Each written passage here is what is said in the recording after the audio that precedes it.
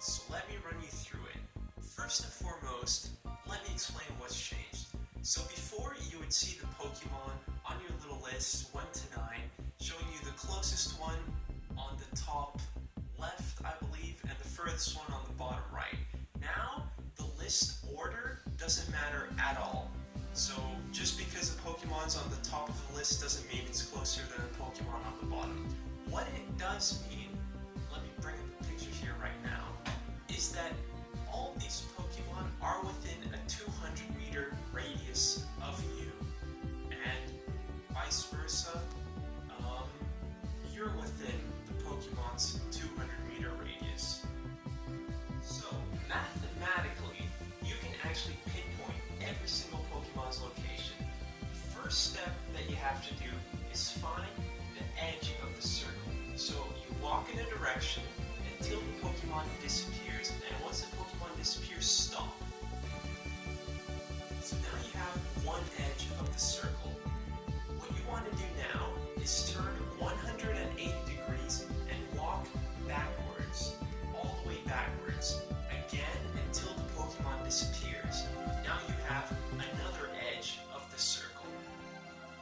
Then what you want to do is walk about halfway between the two edges of the circle that you've identified, and you should be walking as such. Now once you've reached that halfway point, you need to turn 90 degrees. So either to your left or to your right? And pick a direction and walk in it. So let's start with the worst case scenario first. Worst case scenario is that now you're moving directly away from the Pokemon. So the second the Pokemon disappears from your nearby list, you know that you're walking exactly away from the Pokemon. So as soon as the Pokemon disappears, turn around again and walk in the backwards direction. And now you're going to be heading right into the Pokemon.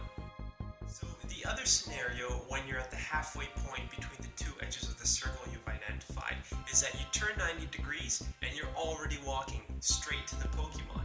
So really, this is a really quick and easy way to find a Pokemon. And actually, until we don't get an individual distance for each Pokemon, this is going to be the only way you have to actually be able to figure out how close am I from a Pokemon, where do I have to go find it, without just wandering around aimlessly, which is a total hassle and a drag. So that's all I wanted to share. Right now, if you've heard of the Pokestop feature, that's still in beta testing, and they're going to be changing that probably. So until that's released over all platforms, I won't be covering that. But yeah, so that's going to be coming soon. So make sure you subscribe, and I'll keep letting you know all these tips and tricks.